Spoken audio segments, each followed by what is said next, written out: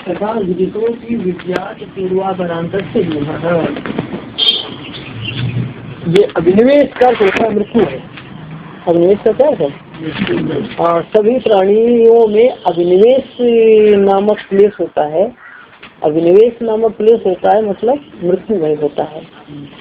मृत्यु भय होता है क्योंकि सभी ने मृत्यु जन्य दुख का अनुभव किया है।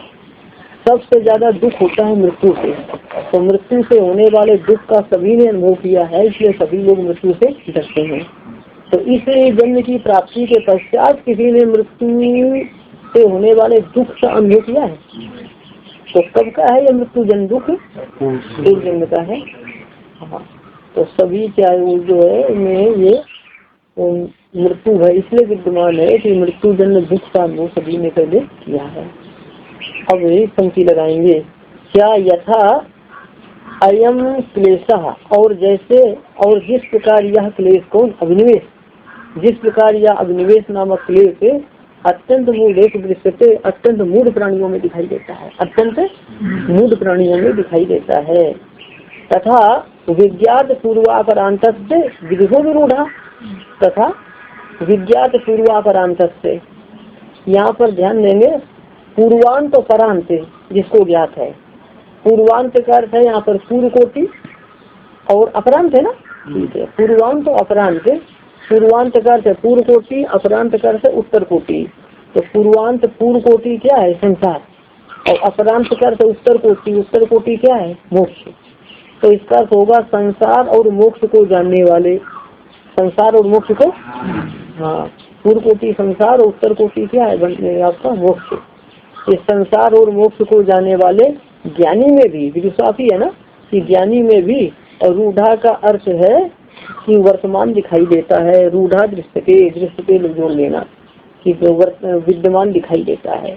जैसे यह अभिनिवेश नामक क्लेश अत्यंत मूढ़ प्राणियों में दिखाई देता है, वैसे ही संसार और मोक्ष को जानने वाले ज्ञानी में भी विद्यमान दिखाई देता है। ज्ञानी में रूढ़ा करते वर्तमान और दृश्यते विद्यमान दिखाई देता है।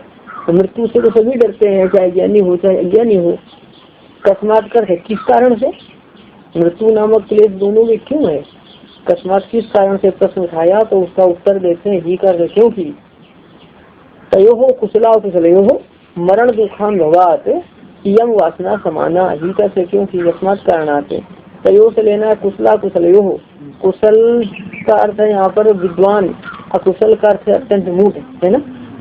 क्योंकि ज्ञानी और अज्ञानी प्राणियों में मृत्यु जन्य दुख के अनुभव की वासना यह समान है। यम समाना वासना लगेगा, क्योंकि ज्ञानी और अज्ञानी, क्योंकि ज्ञानी और अज्ञानी इन दोनों में मृत्यु जन्य दुख के अनुभव की वासना, मृत्यु जन्य दुख मतलब मृत्यु से होने वाला दुख, और उस दुख के अनुभव की वासना समान रूप से है।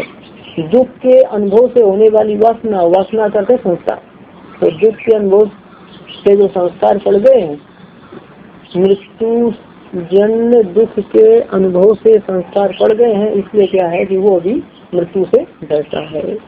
तो अभिनिवेश का अर्थ मृत्यु है या एक क्लेश है, ये भी निवृत्त होना चाहिए।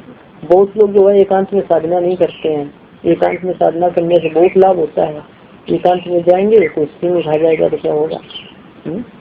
या तो चलो सिंह वहाँ नहीं है, अकेले रहेंगे तो कोई छोटा कुआ के मार देगा रात में आकर के, ऐसा लोग कल्पना करते रहते हैं और वो सब करते रहते हैं। भजन ध्यान एकांत में नहीं कर पाते हैं, तो भंडारा को खाते रहेंगे सबके बीच में रह करके, ऐसे मन में बैठा रहता है। एकांत में क्यों नहीं, क्या कभी मर देगा करके नहीं। ये बहुत बड़ी बात है। ये कभी मृत्यु भय नहीं होना चाहिए साधक को, तो बिल्कुल भय होना ही नहीं चाहिए। कभी भी मृत्यु से डरना, जो होना है वो होगा ही। अब परीक्षित में कितनी व्यवस्था की थी लेकिन बच पाया।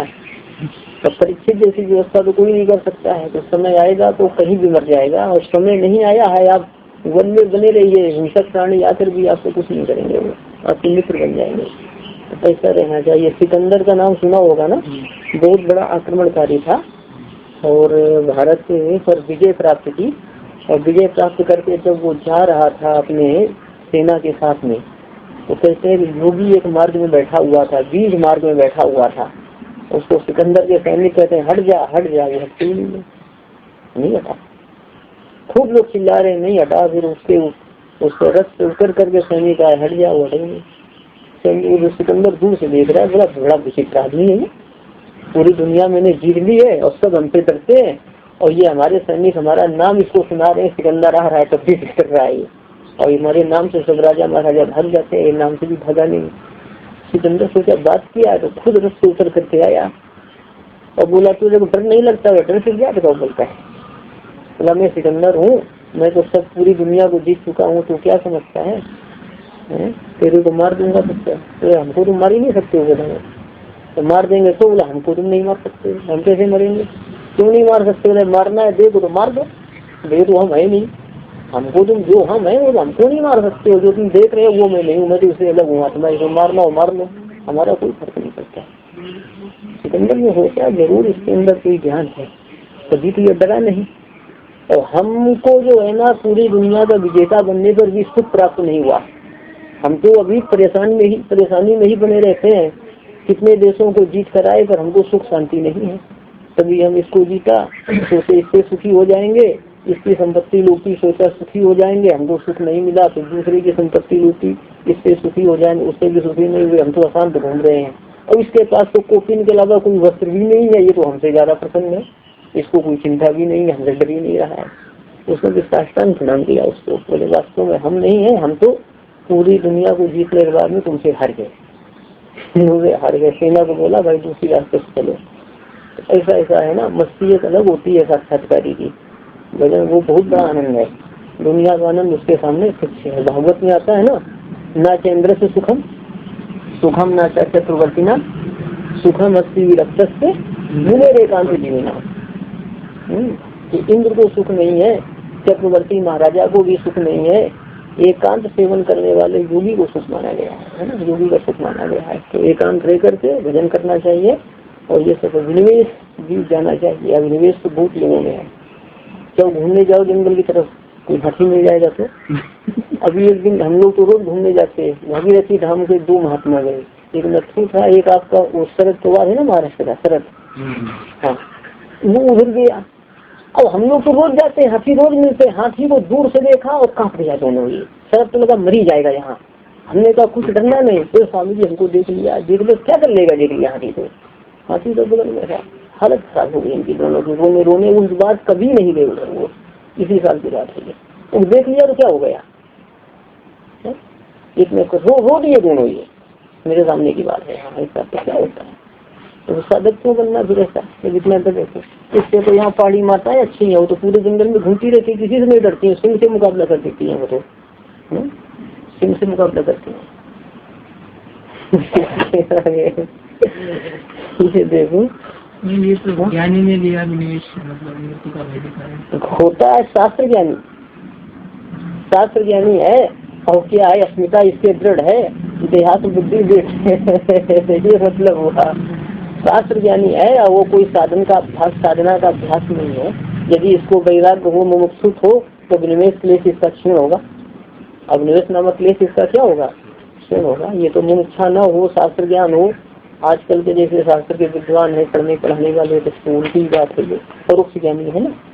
और परोक्ष में भी क्या है कि ये कोटियां है ना अलग अलग, यदि उसमें मुमुक्षुत्व है, अभ्यास है साधना का, ध्यान का, तो क्षीण होगा, क्लेश ये कम हो जाएगा। और यदि वैसा नहीं है तो शास्त्र ज्ञान होने पर भी समान रहेगा, ऐसा अलग अलग। आगे देखिएगा, राष्ट्र के लिए भी जिसके अंदर अभिनिवेश क्लेश है, मोक्ष की साधना तो दूर हुआ, वो राष्ट्र कल्याण के लिए भी कोई उत्सर्ग नहीं कर सकता है, कोई बलिदान नहीं कर सकता है, त्याग नहीं कर सकता है, कुछ नहीं कर सकता है। ये तो बहुत बड़ी बात है आदमी को, है ना। जो देश के लिए जिन्होंने किया है, आजादी के लिए जिन्होंने प्राण दिए, वो कैसे उनकी भावशाली साधक में भी आजकल नहीं, कुछ भी नहीं, खा पी कर संतुष्ट बने रहना, दोनों तरफ से गए, दुविधा में दोनों गए, माया मिली न राम वाली बात हो जाती है। लिखिए आगे, प्रति प्रसव हेया सूक्ष्म, ते सूक्ष्म प्रति प्रसव हेया, से क्या लेना है, क्लेशों का प्रसंग चल रहा है, तो से लेना है क्या, क्लेश, अभिनिवेश पर्यंत जो अविद्या से लेकर अभिनिवेश पर्यंत जिन क्लेशों का प्रतिपादन हुआ है वो उसको शेष लेना है। वे सूक्ष्म अर्थ भाष्य में किया है, एक अर्थ भाष्य में पंच क्लेश ठीक है, क्या किया है, और सूक्ष्म अर्थ किया है दग्ध बीज कल्पा है ना, जले हुए बीज के समान। क्लेश जले हुए बीज के समान किससे होते हैं, विवेक ख्याति से, प्रसंख्यान अग्नि से, है ना।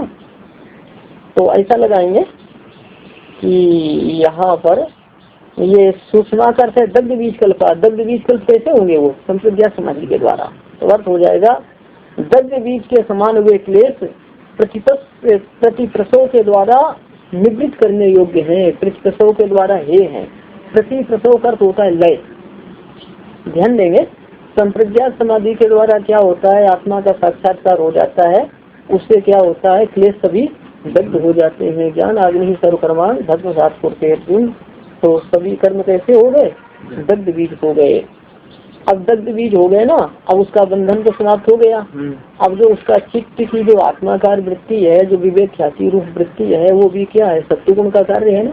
तो उस की वृत्ति को भी क्या है, लय करना चाहेगा, चित्त का भी वो लय करना चाहेगा। तो लय के द्वारा वो निवृत्त करने योग्य है कौन, तो दग्ध बीज जले हुए बीज के समान क्लेश।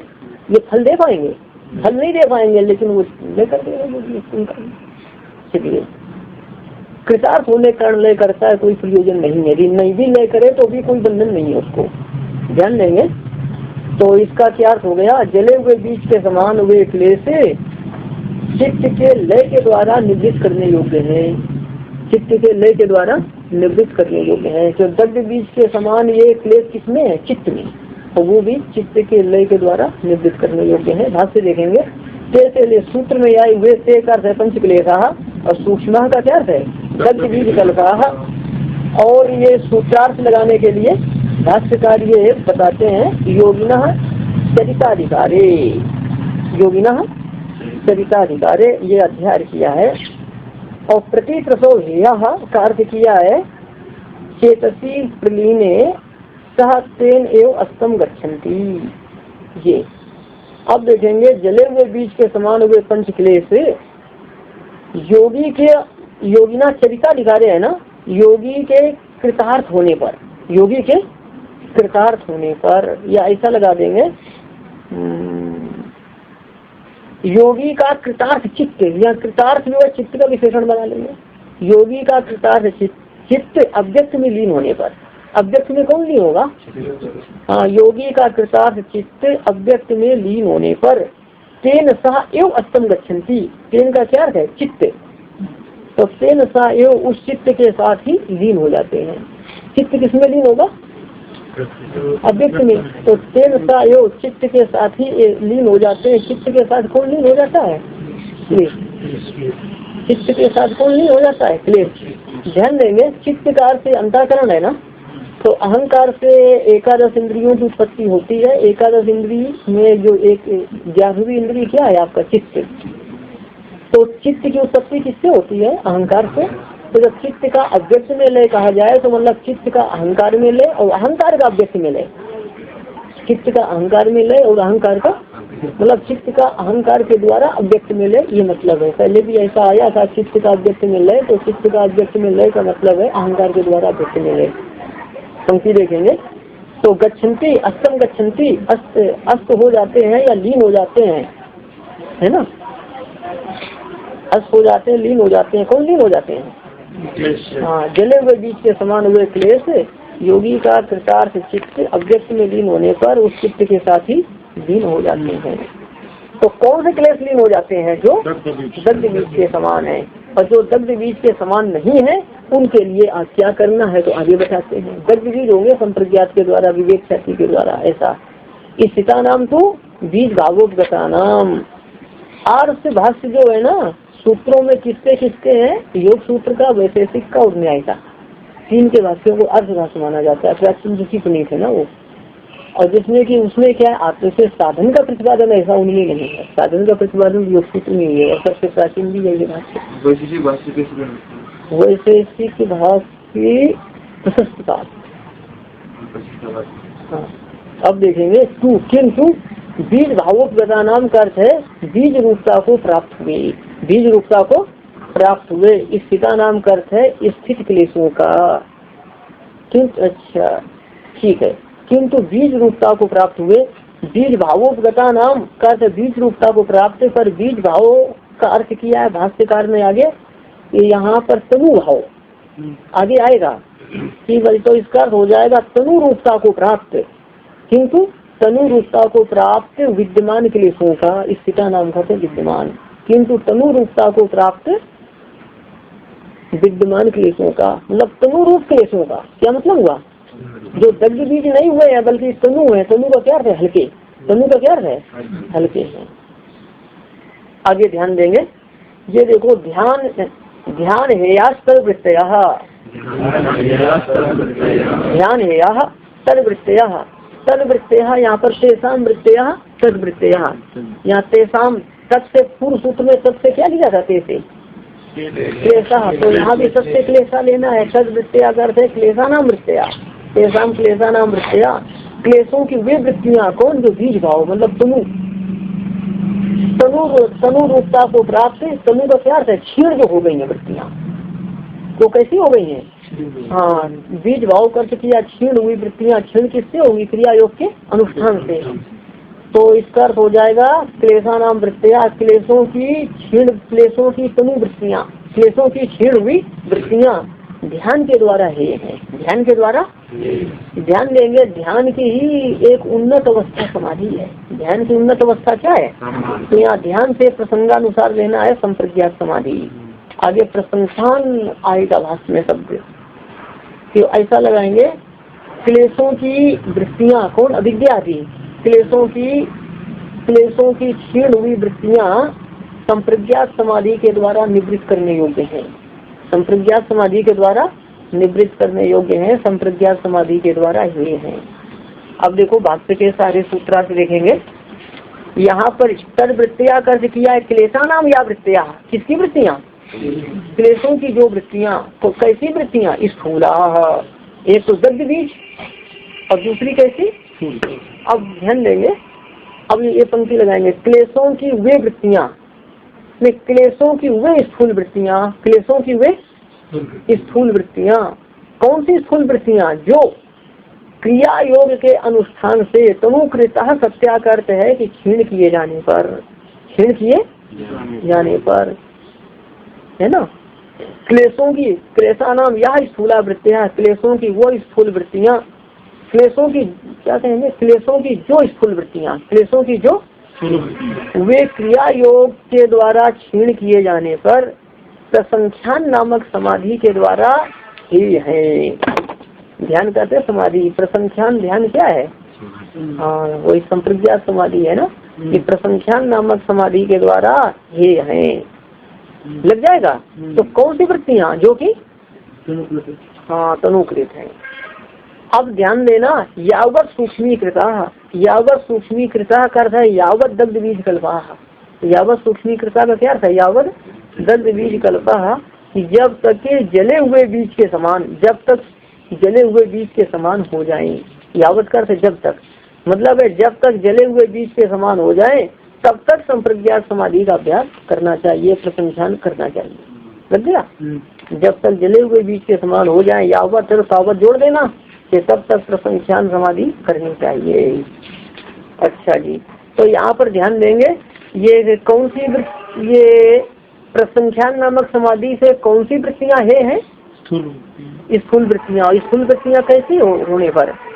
क्रिया योग के अनुष्ठान से तनु होने पर। तो यहाँ पर तनु कृता है ना, इसलिए तो ऊपर जो अवतरणिका में बीज भाव है, तो बीज भावोपगता नाम बीज भाव से क्या लेंगे? यहाँ तनुकृत लेंगे। अब वो थोड़ा निकालेंगे प्रसंग, जहाँ पर ये प्रसुप्त आया था ना अभी, वृत्ति प्रसुप्त विच्छिन्न उदार, वो प्रसंग निकालिए आप। कहाँ पर था? हाँ वो निकालिए थोड़ा, उससे मिलाइए। यहाँ ध्यान देंगे, यहाँ पर तो प्रसुप्ति को क्या बताया था? चेतसी शक्ति मात्र प्रतिष्ठा नाम बीज भावोपगमा है। शक्ति मात्र से स्थित क्लेशों को बीज रूपता की प्राप्ति, यही था ना। तो ये बीज रूपता कब होती है? तनुकृत होने के बाद। क्योंकि पहले क्या था यहाँ पर प्रसुप्ति और इसके बाद क्या था तनु। हाँ तनु, तनु उदार तो बहुत प्रकट वृत्ति है, विच्छिन्न टूट टूट कर आने वाली है। तनु क्या है कि ये जो है हल्की हो जाए, क्षीण हो जाए, और प्रस्तुत मतलब संस्कार रूप से पड़ी रहे। और यहाँ पर जो बीज भाव आया है वो तनु के लिए आया है, अभी किसके लिए आया है, तो इतना ही बताना था। चलो अब बताते हैं यथा चाचा यथा, और जिस प्रकार। अच्छा एक पांचवी अवस्था भी बताई है ना दग्ध बीज वाली वहाँ, हाँ पांचवी भी बताई है वहाँ, ध्यान देंगे। क्या यथा, और जैसे वस्त्रों का स्थूल मल पूर्व में निकाला जाता है, लगेगा जैसे वस्त्रों का स्थूल मल पूर्व में हटाया जाता है जो। अच्छा, और जो ज्यादा गहरे दाग होते हैं ना उनको बाद में साबुन के द्वारा, मिट्टी के तेल, नींबू के द्वारा हटाते हैं ना, वही बताते हैं। जैसे वस्त्रों का स्थूल मल पूर्व में हटाया जाता है, पश्चात सूक्ष्म, सूक्ष्म कर सूक्ष्म मला, और बाद में सूक्ष्म मल, सूक्ष्म क्या है सूक्ष्म मला, यत्नेन उपायन क्या क्या है ना, और बाद में सूक्ष्म मल यत्नेन क्या उपायन, यत्न और उपाय के द्वारा हटाया जाता है। यत्न का अर्थ करेंगे अधिकेन प्रक्षालन, यत्नेन का क्या अर्थ है, अधिक प्रक्षालन के द्वारा, अधिक धोने के द्वारा, उपायन का अर्थ है अन्य उपाय, साबुन नींबू मिट्टी तेल है ना, ये अधिक प्रक्षालन के द्वारा और साबुन आदि के द्वारा हटाया जाता है। तो बताइए स्थूल मल निकालने में अधिक श्रम हुआ कि सूक्ष्म मल निकालने में, तो अब वही देखिए, अब साधना पक्ष से देखना। तथा स्वल्प प्रतिपक्ष स्थूला वृत्तिया क्लेशा नाम, तथा क्लेशा नाम स्थूला वृत्तिया, उसी प्रकार क्लेशों की स्थूल वृत्तियाँ, क्लेशों की हाँ जो स्थूल वृत्तियाँ है ना, स्थूल वृत्तियाँ तो सामान्य रूप से सबके अंदर है। क्लेशों की स्थूल वृत्तियाँ स्वल्प प्रतिपक्षा करते हैं कि स्वल्प प्रतिकार की अपेक्षा करने वाली, स्वल्प प्रतिकार की, प्रतिकार का क्या अर्थ कहेंगे,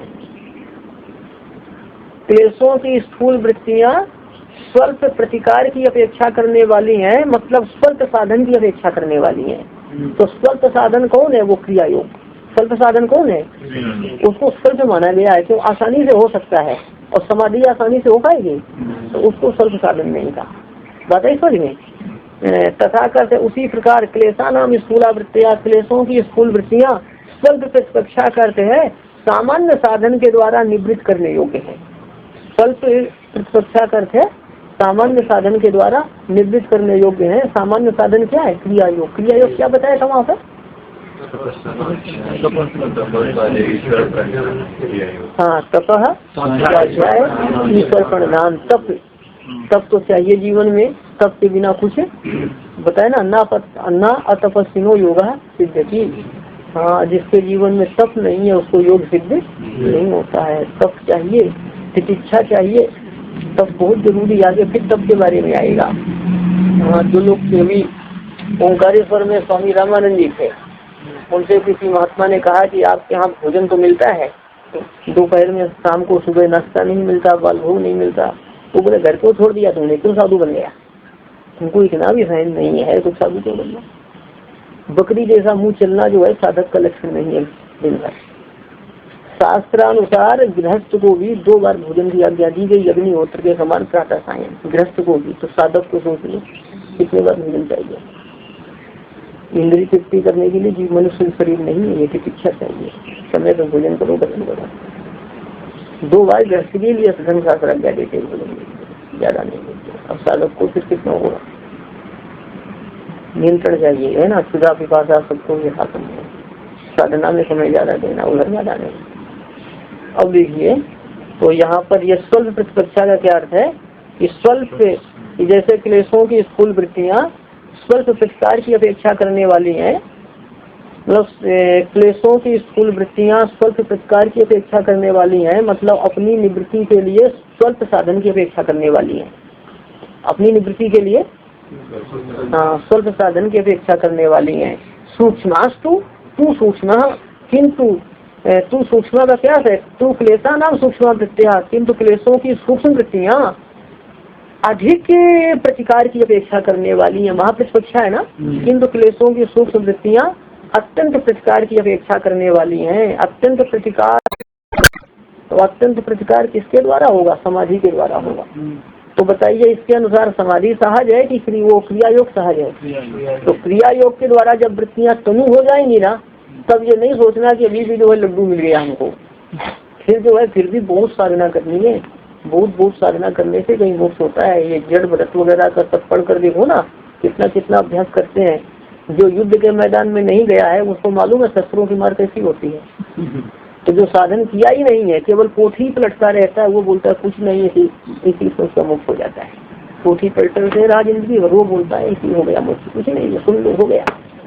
श्रवण मत से मोक्ष वही लोग बोलता है। जो साधना नहीं किया है, जो करता है वो पता चलता है कैसी साधना होती। करके देखे तो पता चल जाएगा मूल्य में क्या है ना। भगवत कृपा से सब सहज हो जाता है, सब समय लगता है, करना पड़ता है। यही है।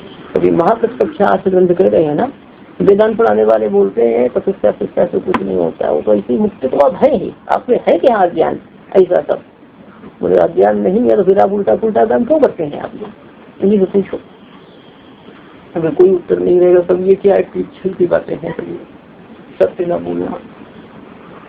अज्ञानी नावृतम ज्ञानम तेन मुझंत जंतु, तो अज्ञानावृत अज्ञान से लोग ऐसा बोलता रहता है। अब ये देखेंगे मुक्त है ही, आत्मा स्वरूपता तो मुक्त है ही, लेकिन जो जो कर्म संस्कार उसके हो गए हैं, अविद्या हो गई है, वो इसी की तो बात हो रही है। निवृत्ति स्वरूपता थोड़ा कोई बंधन मानता है, तो उसके लिए तो ये प्रतिकार करना ही पड़ेगा।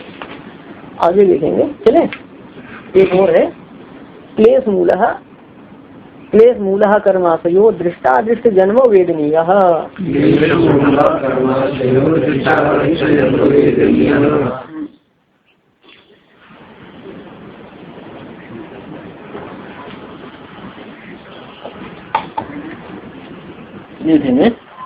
क्लेश मूलः कर्माशयः, क्लेश मूलक कर्म संस्कार।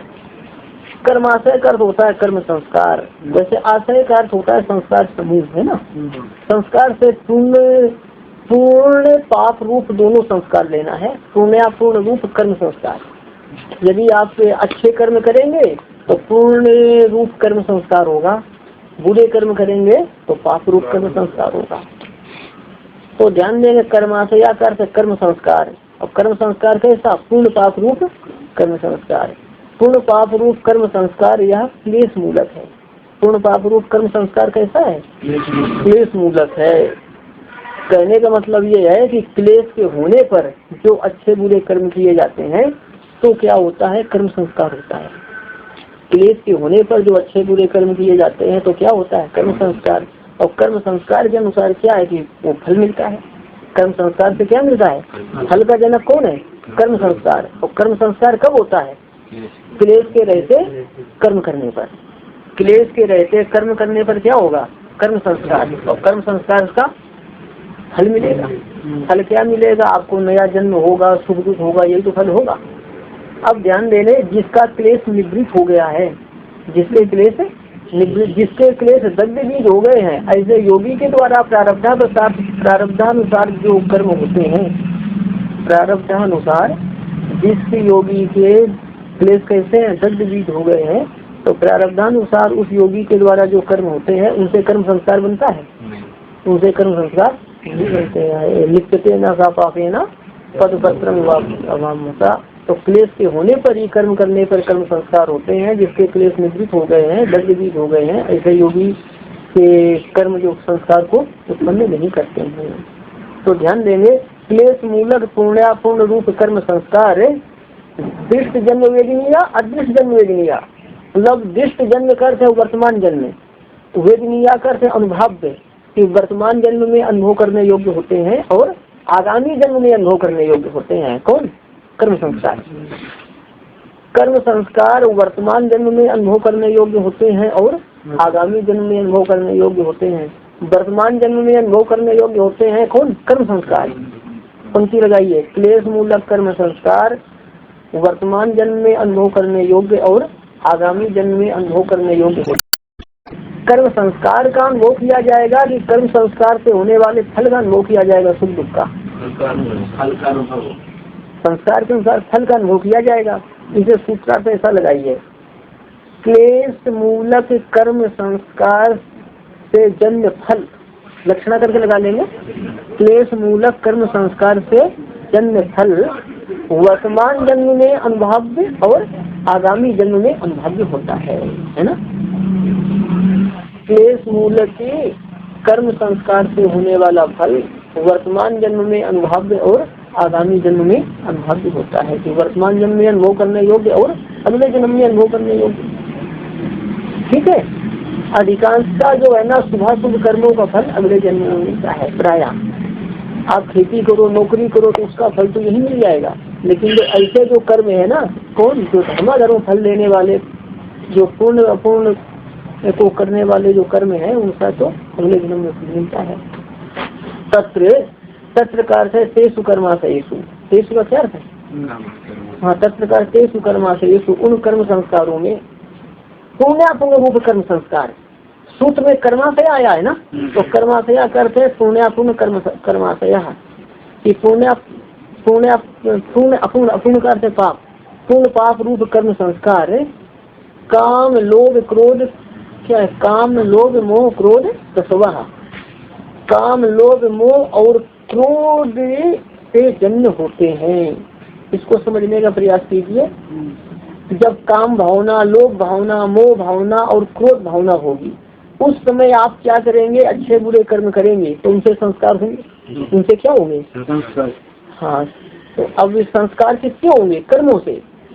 तो ये जो देखना वाक्य का यथार्थूत अर्थ तो ऐसा है कि पुण्यापुण्य रूप कर्म संस्कार काम लोभ मोह और क्रोध से जन्य होते हैं। लेकिन इसका ठीक से अर्थ एक बार और लगाओ कुछ जोड़ करके। पुण्यापुण्य रूप कर्म संस्कार काम लोभ मोह और क्रोध भावना के होने पर, क्रोध भावना के होने पर किए गए कर्मों से जन्म होते हैं। ये ठीक हो जाएगा। लक्षण से लगाएंगे क्या? जन्य कौन होते हैं? पुण्यापुण्य रूप कर्म संस्कार काम लोभ मोह और क्रोध भावना के होने पर कर्मों से जन्य होते हैं। लग गया? किसके होने पर? काम लोभ मोह और क्रोध के होने पर किससे जन्य होते हैं? कर्मों से जन्य होते हैं। यहाँ पर ये जो ऐसा लगाना पड़ेगा लक्षणा से, इनके होने पे कर्मों से जन्य होंगे। क्या जन्य होंगे? पुण्यापुण्य रूप कर्म संस्कार। और जन्य किससे होंगे? कर्मों से। और किसके होने पर? हाँ, और जो योगी है ना दग्ध भी, उसमें काम भावना, लोभ भावना, मोह भावना, क्रोध भावना कुछ है तो उसके कर्मों से संस्कार नहीं होते हैं।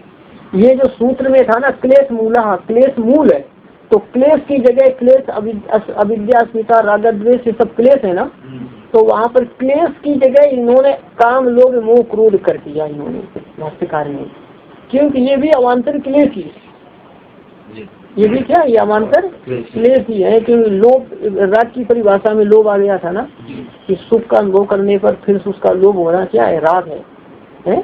तो ये सब क्लेश के ही अवान्तर भेद है ये, इसलिए ऐसा कर दिया है। तो क्या ठीक अर्थ होगा? पुण्यापुण्य रूप कर्म संस्कार काम भावना, लोभ भावना, मोह भावना और क्रोध भावना के होने पर कर्मों से जन्म होते हैं, कर्मों से उत्पन्न होते हैं। सदृश जन्म वेदनीय क्या, अदृश जन्म वेदनीय क्या, यहाँ सा से क्या लेना है? वो कर्म संस्कार पर अच्छा रहेगा, कर्म संस्कार जन्य फल है ना, कर्म संस्कार जन्य फल वर्तमान जन्म में अनुभव करने योग्य और आगामी जन्म में या भविष्य जन्म में अनुभव करने योग्य होता है। सब प्रकार से उनमें दो प्रकार के कर्म संस्कारों में तीव्र संवेदन का अर्थ है कि तीव्र भावना के साथ, तीव्र, हाँ, तीव्र भावना के साथ या तीव्र भावना के होने पर, जब ध्यान करने पर किसी का भाव बहुत तीव्र रहता है, बहुत श्रद्धा होती है, भाव का बहुत फल है कि तीव्र भावना के होने पर, तीव्र संवेदन का अर्थ तीव्र भावना या तीव्र भावना के होने पर मंत्र तप और समाधि भी निर्वर्तिता, मंत्र तप और समाधि के द्वारा प्राप्त। मंत्र किसके द्वारा प्राप्त है? मंत्र के द्वारा, तप के द्वारा और समाधि के द्वारा प्राप्त है। क्या प्राप्त? तो आगे देखेंगे वाक्य समाप्ति में पूर्ण कर्माशया लिखा है ना, इनसे क्या प्राप्त? पूर्ण कर्म का संस्कार। पूर्ण कर्म का संस्कार किसके द्वारा प्राप्त है? मंत्र तप और समाधि के द्वारा प्राप्त है। मंत्र का मंत्र जप, मंत्र का क्या अर्थ है? मंत्र जप से, तप से और समाधि के द्वारा प्राप्त है। क्या प्राप्त है? पूर्ण कर्म का। और ध्यान देंगे वाह ईश्वर देवता मारती महान भावा नाम आराधनाद, यहाँ वाह लिखा है ना, वाह मतलब अथवा आराधना। आराधना किसकी? ईश्वर की आराधना, देवता की आराधना, मार्तियों की आराधना तथा अन्य तपस्वी महापुरुषों की आराधना। मान भाव है ना, लग गया? मतलब ईश्वर की आराधना, देवता की आराधना, मार्ती की आराधना और अन्य महापुरुषों की आराधना से या सेवा से, है ना। ईश्वर देवता मार्ती और अन्य महापुरुषों की सेवा से परिनिष्पन्ना, वहाँ निर्वर्तिता का जो अर्थ था वही यहाँ परिनिष्पन्ना का अर्थ है। परिनिष्पन्ना का क्या अर्थ है? प्राप्त है। क्या प्राप्त है? कर्म संस्कार, है ना। परिनिष्पन्ना या कि प्राप्त जो पूर्ण कर्म का संस्कार, सह सद्या परिपक्षित, वह शीघ्र फल देता है, वह जल्दी फल दे देगा, है ना। जिसे तीव्र, यहाँ पर एक विशेषण लगा है, तीव्र संवेदन, तीव्र भावना के साथ किया जाए। वो किसकी? मार्कंडेय की मृत्यु आई थी ना, तो तीव्र भावना के साथ उसने महामृत्युंजय का जप किया, भाव भी उसका बहुत प्रबल था, तो उसको तुरंत फल मिल गया। तो तीव्र संवेद यदि उस समय है तो फिर तुरंत फल मिलता है, तो दृश्य जन्म वेदनी और शीघ्र हो जाता है। लग गया? हाँ, पंक्ति लगेगी। आगे ध्यान देंगे। तथा का अर्थ है ये पूर्ण कर्म संस्कार है ना। अब पाप कर्म संस्कार की बात बताते हैं। अच्छा देखिए, तथा क्लेश के साथ तीव्र, यही क्या है? काम भावना, लोभ भावना, क्रोध भावना, राग द्वेष, है ना। तीव्र क्लेश के साथ है। और भीत व्याधित कृपणेशु, भीत का अर्थ भयभीत, डरा हुआ, और व्याधित का अर्थ रोगी, और कृपण का अर्थ यहाँ पर है जिस दूसरे कभी कभी किसी दुखी को देख करके क्या है कि तरस आ जाता है, अत्यंत दया आ जाती है, उसको यहाँ कृपण कहा गया है। तरस समझते हिंदी के शब्द है, तरस खाने योग्य है, ऐसा हिंदी के शब्द है। तीव्र क्लेश के साथ डरे हुए, भयभीत, रोगी और तरस खाने योग्य प्राणी के प्रति, तरस खाने योग्य प्राणी के प्रति। आगे कुछ दूर पर लिखा है कृता पुनः पुनः अपकारा, इनके प्रति किया गया पुनः पुनः अपकार। पुनः पुनः किसके प्रति? भयभीत के प्रति, रोगी के प्रति और तरस खाने योग्य मतलब अत्यंत दुखी प्राणी के प्रति, ये मतलब है किया गया पुनः पुनः अपकार। वह विश्वासोपगतेषु, अथवा विश्वास करने वाले मनुष्य के प्रति किया गया पुनः पुनः अपकार। जो विश्वास करता है ना उसका बार बार आप अनिष्ट करें, तो बार बार अनिष्ट करेंगे तो आप उसी के फल उसका मिल जाएगा, है ना। तो अब एक क्या कि विश्वास करने वाले के प्रति किया गया पुनः पुनः अपकार। और क्या हुआ? महान भावेशु, वह तपस्वी महान भावेशु एक साथ कर सकते हैं, कोई बात नहीं। अथवा तपस्वी महापुरुषों के प्रति किया गया पुनः पुनः अपकार, पुनः पुनः। फिर लिखा सा पाप कर्माशया अपि, क्या सा पाप कर्माशया अपि, और वह पाप कर्म का संस्कार भी, वहाँ अपकार आया है ना, और यहाँ पाप कर्माशया है, तो यहाँ पर या और सा की एक रूपता है नहीं है ना। तो यहाँ पर सह इसमें ऐसा कर लेंगे कि वह अपकार जन्य वह पाप कर्म का संस्कार, ऐसा लगा लेंगे। क्या? अपकार जन्य वह पाप कर्म का संस्कार शीघ्र ही फल देता है, शीघ्र ही, हाँ शीघ्र ही फल देता है। पंक्ति लगेगी। किसके प्रति किया गया अपकार? भयभीत के प्रति, रोगी के प्रति और अत्यंत दुखी प्राणी के प्रति किया गया पुनः पुनः अपकार, शीघ्र ही फल देता है। और किसके प्रति? विश्वास करने वाले के प्रति या तपस्वी महापुरुष के प्रति। तपस्वी का आपका अपमान कर देना बहुत जल्दी फल हो जाता है, बहुत जल्दी बहुत भारी संकट आ जाता है, वो शीघ्र ही फल देता है। तो अपकार से जन्म पाप कर्म का संस्कार शीघ्र ही फल देता है। इसके उदाहरण देते हैं, जैसे कि ये भगवान महाशंकर के मंदिर में नंदी होते हैं ना, तो उन्होंने बहुत आराधना की। वो पहले मनुष्य थे और भगवान की बहुत आराधना की। भगवान ने प्रसन्न होकर के उनको अपना पार्षद किया। ऐसा भगवान भी ऐसा, यथा नंदी को नंदीश्वरा कुमारा, जैसे कुमार नंदीश्वर, ये तो संकल्प से कहीं भी चले जाते भगवान नंदी पर आरूढ़ होकर के। नंदी की गति अभ्यास है, जहाँ भगवान सोचेंगे वही पहुँचा देगा, देवता है ना। यथा कुमारा नंदीश्वरा, जैसे कुमार नंदीश्वर मनुष्य परिणाम में मनुष्य शरीर को छोड़कर देवत्व परिणता करते देव शरीर से युक्त हो गए। जैसे कुमार नंदीश्वर मनुष्य शरीर को छोड़कर देव शरीर से युक्त हो गए। ये समझ लेना, ये क्या है? पुण्य कर्म का संस्कार शीघ्र फल दिया है। आता है ऐसा शास्त्रों में, अत्युग्र पूर्ण पापा नाम यही फलम स्मृति, अत्युग्र पूर्ण पापा नाम यही फलम स्मृति। अत्यंत उग्र पूर्ण का यहाँ फल मिलता है और अत्यंत उग्र पाप का यहाँ फल मिलता है। ये 5 दे भी छोड़ दे, जाना है आपको? हाँ कर दे। अच्छा, तथा नहुसो अपनी देवानाम इंद्रा, वैसे देवताओं का इंद्र नहुस भी, नहुस क्या था? इंद्र, नहुस को एक बार इंद्र पद की प्राप्ति हो गई थी, है ना। तो उन्होंने क्या किया? ऋषियों को क्या कहेंगे, हाँ ऋषियों को पालकी डुलाया और हाँ ऋषि को एक लात मारा किया। अच्छा हाँ, तो ऋषियों मतलब पालकी ऋषियों से डुलाई और उस पर वो पालकी पर बैठ गए और शीघ्र चलने के लिए कहा। ऋषियों का अभ्यास नहीं था शीघ्र चलने का, तो ऋषियों का अपमान कर दिया उन्होंने, ऋषियों का अपमान कर दिया। ऋषियों ने क्या कहा, जाओ तुम सत्य बन जाओ, है तो सत्य बन गए थे। तो ऐसे ऋषियों के प्रति किया गया जो अपकार है वो शीघ्र फल देता है। तुरंत बने थे इंद्र, इंद्र से तुरंत सत्य बन गया, तुरंत सत्य बन गया, इंद्र पद चला गया, उनका सांप बन गया। कृष्ण अवतार में मारे थे जो। अच्छा, काली और एक कहते हैं ना जो वो कुछ दूसरा होगा, प्रकट तो गाड़ी गाड़ी है, अगासुर जो भी हो, चलो हमें ध्यान नहीं है, ये पाठ देखिए वो ध्यान सोच कर बताना कौन था वो। उसी प्रकार देवताओं का इंद्र नहुस भी स्वकम परिणाम मित्वा का अर्थ है अपने देव शरीर को छोड़कर, अपने या अपने देव शरीर को छोड़कर त्रियक शरीर से युक्त हो गए। त्रियक कौन है, सर्प, इस सर्प शरीर से युक्त हो गए। तो ऐसा महापुरुषों का अपमान बहुत जल्दी फल देता है, उसमें कोई संदेह नहीं है। तो पृथ्वी से साधक से बचना चाहिए। तत्र नारकाणाम कृष्ण जन्म वेदनीया कर्मास्या नास्ति। तत्रकार से उनमें ये जो उन तत्रकार से दो प्रकार के कर्म संस्कारों में, नारका नाम का अर्थ है नारकी प्राणियों का वर्तमान जन्म में अनुभव करने योग्य कर्म संस्कार नहीं होता है। वर्तमान जन्म में अनुभव करने योग्य कर्म संस्कार नहीं होता है, मतलब वर्तमान जन्म में अनुभव करने योग्य कर्म संस्कार से जन्म फल नहीं होता है। क्योंकि नरक के बाद फिर कोई उनको शरीर मिलेगा कि नहीं मिलेगा, है ना। तो जो जिन मतलब ये है ना कि पृथ्वी लोक पर जितनी योनियां हैं, तो पृथ्वी लोक पर किसी भी प्रकार जिन कर्मों का फल नहीं भोगा जा सकता है, ऐसे जो अत्यंत उग्र पाप कर्म किए हैं जिनका इस लोक में किसी भी प्रकार फल नहीं भोगा जा सकता है, ऐसे भयानक पाप कर्म के फल का भोग कहाँ होता है, नरक में। तो बाकी जो कर्म शेष बचेंगे उनके लिए फिर दूसरे शरीर की प्राप्ति होगी। नरक तो बहुत बड़े होते हैं। नारकी प्राणियों का दृष्ट जन्म वेदनी कर्माशय नहीं होता है। क्षीण क्लेशा नाम अपनी न अस्ति अदृष्ट जन्म वेदनी कर्माशय।